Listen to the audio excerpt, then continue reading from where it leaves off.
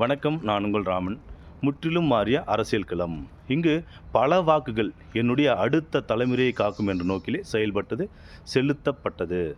நீங்கள் செலுத்திய அந்த வாக்குகள் உங்கள் அடுத்த தலைமுறையை காக்குமா அல்லது உங்கள் அடுத்த தலைமுறைக்கான அரசியலை கொடுக்குமா என்பதை இந்த 5 வருடம் தீர்மானிக்கும்.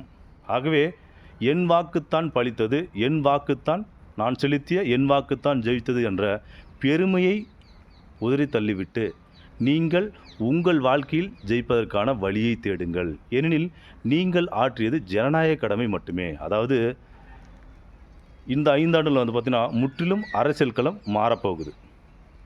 ஏன் அப்படின்னா எல்லாருமே எங்களோட தலைமுறைக்கான நல்ல அரசியலை கொடுப்பாங்க அப்படின்ற நோக்கத்தில் தான் ஓட்டே போட்டீங்க. அந்த ஓட்டை நீங்கள் செலுத்துனீங்க.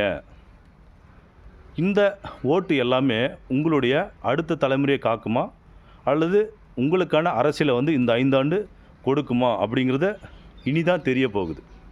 இதை ஏன் சொல்கிறேன் அப்படின்னா, பாரு என் தலைவர் தான் ஜெயித்தான், உன் தலையும் தோத்துட்டான் அப்படின்னு சொல்லி அடிச்சுக்கிட்டு பெருமைப்பட்டுக்கிட்டு இருக்கிறத விட நீங்கள் உங்கள் வாழ்க்கையில் ஜெயிக்கிறதுக்கான வழியை தேடுங்க. உங்களை நீங்கள் பெருமைப்படுத்திக்கிறதுக்கான வழியை தேடிக்கங்க. ஏன் அப்படின்னா ஒவ்வொரு குடிமகனும் செலுத்த வேண்டிய ஜனநாயக கடமையை தான் நீங்கள் செஞ்சீங்க.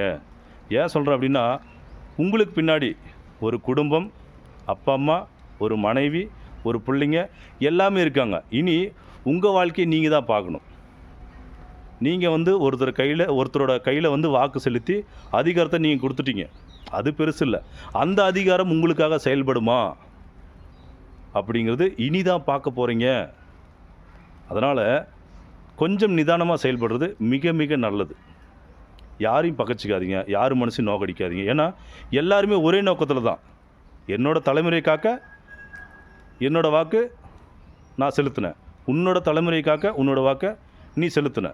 உன்னோட உரிமையை தான் நீங்கள் செஞ்சீங்க. அவங்கவுங்களோட உரிமையை அவங்கவுங்க செஞ்சீங்க. ஆனால் நீங்கள் செலுத்திய அந்த வாக்குகள், நீங்கள் நாட்டை கொடுத்த அந்த தலைவர்கள் உங்களுக்காக, உங்கள் வாக்கிற்காக செயல்படுவார்களா என்பதை விரைவில் பார்ப்போம்.